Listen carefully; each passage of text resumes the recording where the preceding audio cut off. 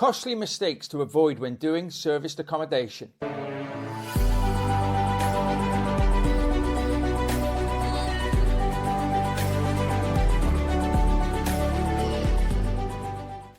Hello, my name's Mark Fitzgerald. It's great to have you joining me here today. So what are some of the costly mistakes that we see people doing time and time again when setting up and looking at building a serviced accommodation business? Now, firstly, you do want to set yourself up as a business if you're doing short-term rentals, serviced accommodation, Airbnb, holiday lets, all of those great names.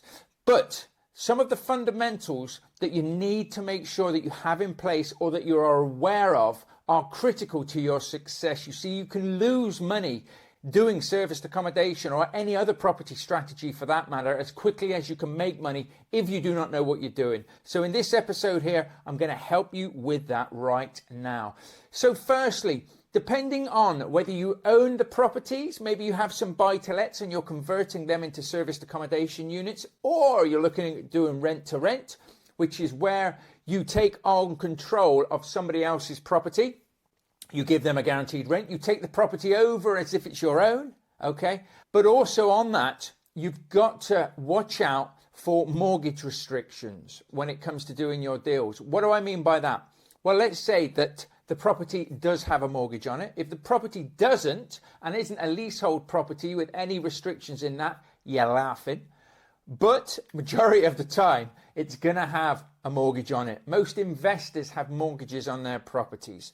So mortgage restrictions can be something that you've got to be aware of. Now, we're not talking about HMOs where it's let out by each and every room. We're talking about your standalone properties that you rent out to a couple, a family, individuals, but basically people stay in there for over 12 months. That is called a buy-to-let mortgage. That is what you will have. So you need to be mindful of the fact that if the landlord has a buy-to-let mortgage on their property, you could, by running it as a short-term rental or serviced accommodation, break or breach their mortgage terms. Now, what does that mean? Well, if it actually gets found out and the mortgage company then turn around to the homeowner and say, you've breached your mortgage terms, they can call the mortgage, i.e. they can say that you're not going to have this loan anymore. We're not lending you the money. We want you to pay us back our money now, because they've lent the landlord or the homeowner money for the property.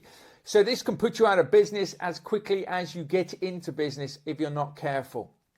So how do we go about this? Well, mortgage restrictions or mortgage terms just need to be talked about at the very beginning. So if you're looking at doing a rent-to-rent deal, you've got to make sure that the landlords are aware of what you're doing with their property. Now, a lot of people say to me, well, if the landlord knows what I'm doing, why don't they just go and do it for themselves? And hey, maybe they will, but a lot of the time they don't want the hassle. If you're offering a guaranteed rent, you just need to make sure that you propose everything in the right manner. So what do I mean by that? Well, for me, rather than saying, I'm going to take your lovely property, I'm going to make it into a serviced accommodation, I'm going to earn X amount of money so I can pay you this guaranteed rent, happy days, I would be more inclined just to say that we are looking for properties like yours in this area. This property suits the criteria of our clients, i.e. our short-term rental clients. So it's going to be a great property because we're going to manage it. We're going to treat the property as if it's our own. We'll maintain it to the highest standard, and we can put our clients into your property. Are you okay with that? Or do you think there's any mortgage restrictions that you might have on that? Why? Because we will be using licensed agreements rather than ASTs. Now, there is a way to get around asking the landlord outright if they think their mortgage will allow them. Some landlords, that will scare them. It will put them off doing a deal with you and you might lose the deal. So here's a top tip. What I would recommend that you do is find out, if you can, who their mortgage is with. Now, there's an easy way of doing this, and it's quite simply to say to them, have you got a mortgage on this, or do you own it outright? And they will normally say, oh, no, it's mortgaged. All right, cool. Is that like with Halifax or Santander or HSBC? And then just go quiet, because chances are they'll just say, no, I think it's with Kent Reliance or something like that. Oh, brilliant stuff. Okay, no worries. And you can always say, great. Are they good? Are they bad? Have you had much joy with them? Did they give you good rates? You can get into a conversation about that if you want to.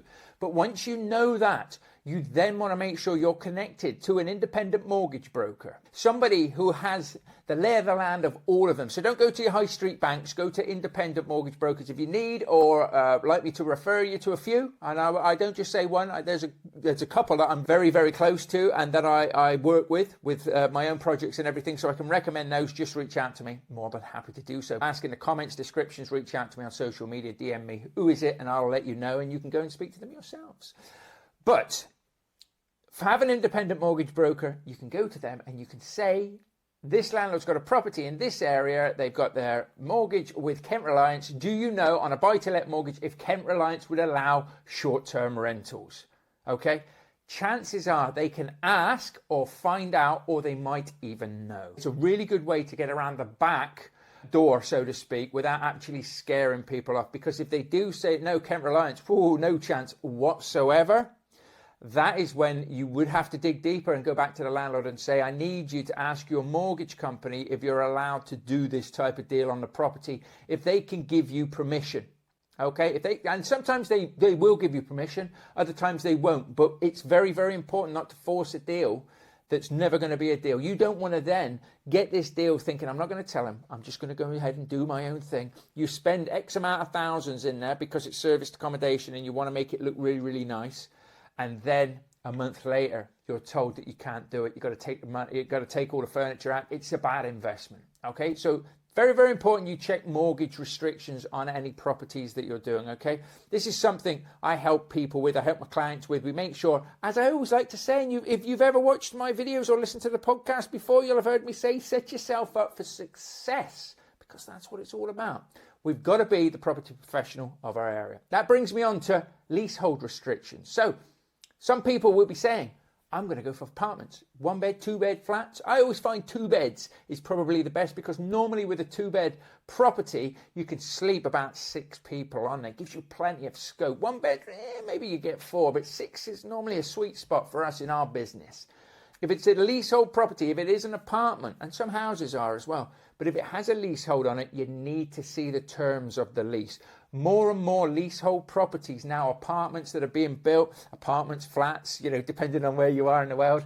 Apartments is American, isn't it, really? But apartments, flats, whatever it is, you've got to make sure that the leasehold isn't actually stopping you from doing so. So you need to be able to check the lease on it and see if there's any restrictions to that. Now, if you're doing a deal with an agent or a landlord, ask to see the lease. Can I see the terms of the lease, please, so I know what I can and can't do in this property? Okay? Don't be afraid to ask these things. These are fundamentals as a business owner, and you shouldn't be scared. And if nobody will show you the lease, maybe it's not a deal that you want to waste your money on. There's plenty more deals out there to be done. But you need to check the lease, any leasehold restrictions on the property to make sure that you're not going to get caught out. Again, I have seen people do deals, put money into deals, only for then the actual freeholder who owns the property or the leaseholders come out and say, you're not allowed to do that. You need to cease doing that straight away. And it doesn't matter, even if the landlord's doing it now, they still need to check, because chances are they haven't checked. And don't just go off of what they say, nah, I think it'll be all right. I would like to see that document, please. And if you cannot get hold of it, just ask the company to send it out to them, a duplicate copy. They will be able to get hold of it, okay? They should be able to get hold of it, because it's very, very important to say that we abide by the lease restrictions on this property, if it has any, okay? The next thing is, people get the properties, so they've got the mortgage terms sorted out. There's no leasehold on this property. We haven't got to worry about that. And then they say, I'm going to put this fantastic serviced accommodation unit together. Brilliant stuff. That's what we want. But they then start marketing it out. Now, marketing, branding, getting yourself out there, having a professional website, having a good looking Facebook and social presence, Instagram, and all of those things is very, very important. And if you're not marketing 24/7, i.e. all the time, your accommodation, then you are leaving money on the table, okay? You need to be marketing like a ninja, okay? Because another thing that I see is people are not attracting enough guests. Why? Because they're not putting themselves out there on enough of the platforms, your booking.coms, your Airbnbs, your social medias, your own website, promoting yourself. That's what you want to be doing constantly. So don't set it up as just, well, we're going to run a bit of this, we're going to run a bit of that. have campaigns, set up campaigns to certainly get yourself booked up. Once you get booked up to a certain level, maybe you ease back on your marketing and stuff because you're full, in which case then, if you're full, you need more properties, don't you?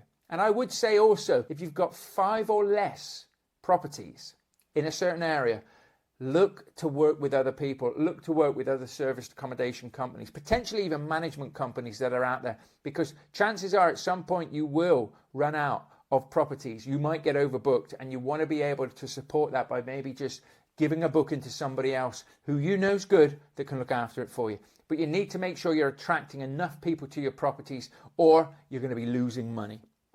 The other thing on that is not attracting the right type of guests. Now, some of that can come down to your area. If you've got the wrong area, you're trying to, have holiday makers in an area that just isn't holiday makers. Why? Because you found this deal, you just managed to negotiate this deal, but it's in completely the wrong place. Make sure you know your guest type. Is it going to be contractors? Is it going to be holiday makers? Is it going to be partiers? Is it going to be people visiting the attractions and things like that? What have you got in your area? Who are you trying to attract to? And then make sure that your marketing and your branding speaks to that type of guest. You get that right, you will get more bookings than the other people who are just splatter gunning the whole network, the whole sort of environment, the whole area, just hoping that somebody books their property. Make sure you speak to your guests in their language, and you will attract more guests as well. And of course, in SA, it's all about attracting the right people. So make sure that you've got your mortgage in the right place. You've got any leasehold restrictions covered. You're getting out there with your marketing. Okay, you're pushing everything all the time. You're attracting the right people to your properties, and you're not trying to do everything yourself. I spoke to somebody the other day, lovely person, and they were doing everything. They were doing all the bookings. They were doing all the linen changes, the cleaning. They were doing the cleaning. Okay, there's certain things that you should be doing, and you will do for a long time in serviced accommodation. There's certain things that realistically, even from the start, you shouldn't be doing. One of them is you should not be cleaning your own properties. Now, there's nothing wrong with cleaning, okay? Hoovering, changing bedding and all of that sort of thing. But it's just not the best use of your time, okay?